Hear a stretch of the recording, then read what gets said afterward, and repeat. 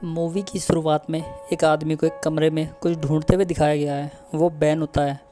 वो वहाँ कुछ पहेलियाँ सुलझा रहा होता है ताकि कमरे से बाहर निकल सके और अपनी जान बचा सके, लेकिन वो कुछ नहीं ढूंढ पाता और कमरे में ही दब जाता है। घटना के 3 दिन बाद एक लड़की को कॉलेज में दिखाया जाता है। वो जोई होती है। कॉलेज के बाद वो घर जाती है। वहाँ उसे एक अजीब सा बॉक्स मिलता है। कुछ देर बाद वो उस बॉक्स को खोल देती है। उसमें एक कूपन मिलता है। इसके बाद जैसन को दिखाया जाता है। ऐसे ही बॉक्स जैसन को भी मिलता है। वो बॉक्स को खोलता है, उसे भी एक कूपन मिलता है। ग्रोसरी स्टोर में काम करने वाले बैन को भी कुछ ऐसा ही बॉक्स मिलता है। वो बॉक्स को खोलने की कोशिश करता है लेकिन बॉक्स नहीं खुलता, तो उसे फेंक देता है। जैसे ही फेंकता है वो बॉक्स खुल जाता है। अब वो उस बिल्डिंग में जाते हैं जहाँ पर कूपन का एड्रेस था। वहाँ उन्हें और लोग मिलते हैं जो कि एस्केप रूम खेलने आते हैं। दरअसल ये गेम होती है और जीतने वालों को $10,000 का इनाम दिया जाता है। वो सब एक साथ एक कमरे में होते हैं। बैन बाहर जाता है लेकिन गेट का हैंडल टूटने की वजह से गेट लॉक हो जाता है। यहीं से एस्केप रूम शुरू हो जाता है। सब क्लू ढूंढते हैं। जोई कोई कोड देखती है और गेट लॉक घुमा देती है। अचानक ही कमरे में एक ओवन चालू हो जाता है। इसके बाद बैन फायर सिलेंडर को उखाड़ के फेंक देता है और गर्मी और ज़्यादा बढ़ जाती है। जोई को फायर ब्रिगेड सिलेंडर से एक चाबी मिलती है और वो गेट खोलती है। वो रिसेप्शन की चाबी होती है। वहाँ एक डमी होती है। कुछ देर बाद उन्हें टेबल पर क्लू मिलता है। फिर सब एक एक करके उस रूम से बाहर निकलते हैं। सब लोग बाहर निकल जाते हैं लेकिन अब वो दूसरे रूम में फंस जाते हैं जो कि एस्केप रूम 2 था। उस रूम में 2 लॉक लगे हुए होते हैं। कुछ देर ढूंढने के बाद उन्हें एक लॉक की चाबी मिल जाती है जिसे जेसन खोल देता है। दूसरा लॉक खोलने के लिए एक क्लू चाहिए था। बैन उस क्लू को ढूंढ देता है जिसके बाद उसकी चाबी मिल जाती है और वो लॉक भी खुल जाता है। लॉक खुलने के बाद सब बाहर आते हैं। बाहर बहुत बर्फ़ थी जिसके कारण ठंड भी थी। डैनी आगे जाता है और बर्फ़ की दीवार को हाथ लगाता है। अचानक पंखे चालू हो जाते हैं। फिर से सब लोग क्लू ढूंढना शुरू कर देते हैं। जेसन को एक लॉक मिलता है। अब वो उस लॉक की चाबी ढूंढते हैं। माइक को एक फिशिंग रोड मिलती है और जोई को एक कंपास, जिसकी मदद से जोई एक जमे हुए भालू के मुंह से एक लॉक निकालती है। उसे फिशिंग रोड पर लगाती है। फिशिंग रोड को उस गड्ढे में डालती है। उसमें से एक बर्फ़ का ब्लॉक निकलता है जिसके अंदर चाबी जमी हुई होती है। ब्लॉक को पिघलाने के लिए बैन का लाइटर चाहिए होता है। बैन उस लाइटर को बर्फ़ पर फेंक देता है। डैनी लाइटर लेने जाता है। वो लाइटर उठाता है। अचानक बर्फ़ टूट जाती है जिससे डैनी उसके अंदर समा जाता है। सब लोग डैनी को ढूंढते हैं लेकिन डैनी नहीं मिलता। डैनी शायद मर गया होता है। अब सब लोग बर्फ़ को हाथों से पिघलाते हैं। कुछ देर बर्फ़ पिघल भी जाती है। उन्हें चाबी मिल जाती है।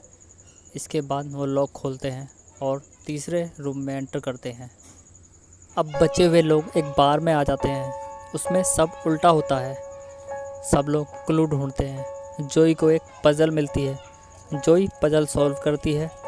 अमेंडा लॉक खोलती है लेकिन गलत नंबर की वजह से फ़र्श का एक हिस्सा टूटकर नीचे गिर जाता है। तीनों अब पज़ल के बोर्ड पर लटक जाते हैं। अचानक ही जोई का हाथ छूट जाता है। वो नीचे फ़र्श पर गिर जाती है। कुछ देर बाद बैन, जोई, माइकल और जेसन तो वहाँ से निकल जाते हैं लेकिन अमेंडा का हाथ छूट जाता है। वो नीचे गिर जाती है जिससे उसकी मौत हो जाती है। अब वो एक नए रूम में थे। वहाँ माइकल को डॉक्टर के सामान मिलते हैं क्योंकि शायद माइकल एक डॉक्टर ही था। ऐसे ही जोई और जैसन को भी अपने फॉर्म मिलते हैं। बैन को अपने फैमिली के फ़ोटो मिलते हैं। इसके बाद वो सब क्लू ढूंढते हैं। उन्हें कुछ एक्सरे मिलते हैं। इतने में ही जोई सारे कैमरे तोड़ देती है। अब उन्हें एक ईसीजी मशीन मिल जाती है। वो उस मशीन से बैन को एक इलेक्ट्रिक शॉट देते हैं लेकिन वो फेल हो जाता है। अब माइक को इलेक्ट्रिक शॉट दिया जाता है लेकिन माइक की हार्ट बीट अभी कम ही थी। उसके बाद जेसन दोबारा फुल एनर्जी करके माइक को शॉट देता है। ये शॉट माइक झेल नहीं पाता जिससे उसकी मौत हो जाती है।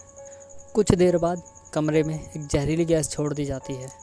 जेसन अपनी हार्ट बीट बहुत कम कर लेता है जिससे कि वो मिशन पूरा हो जाता है और दोनों बाहर निकल जाते हैं। जो ही कमरे में ही बेहोश हो जाती है। जेसन और बैन अलग रूम में पहुंच जाते हैं। वो कुछ क्लू ढूंढते हैं लेकिन उससे पहले ही उनके साथ कुछ गड़बड़ होनी शुरू हो जाती है।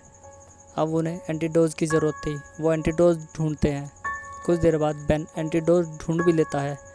अब दोनों लड़ते हैं जिसमें जेसन मारा जाता है और बैन अपने एंटीडोट लगा लेता है और वो उस रूम से बाहर निकल जाता है।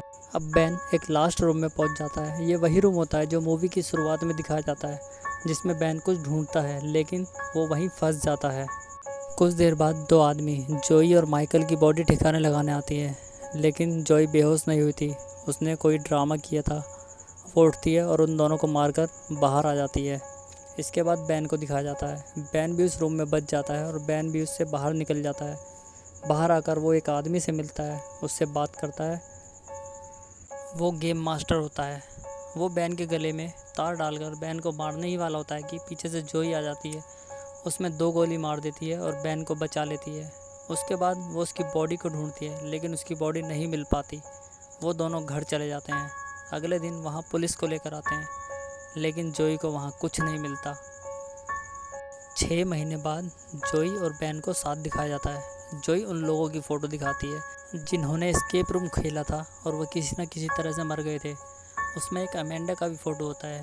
वो कातिलों को ढूंढने के लिए उस जगह जाने के लिए कहती है जहाँ पर वो बिल्डिंग थी। वो प्लेन के 2 टिकट लाती है, एक अपने लिए, दूसरा बेन के लिए, क्योंकि उसका डर अब ख़त्म हो गया था, क्योंकि वो प्लेन में बैठने से डरती थी। इसके बाद मूवी में एक प्लेन को दिखाया जाता है। उसमें कुछ लोग होते हैं और प्लेन बहुत ज़ोर ज़ोर से हिल रहा होता है। ये वही लोग होते हैं जिन्होंने एस्केप रूम बनाया हुआ होता है। पायलट जहाज़ को बचाने की कोशिश करता है, लेकिन जहाज़ सामने चट्टानों से टकरा और फूट जाता है। सामने जहाज़ के 2 आदमियों को दिखाया जाता है। ये एक ट्रायल चल रहा था अगले रूम के लिए। इस तरह मूवी ख़त्म हो जाती है।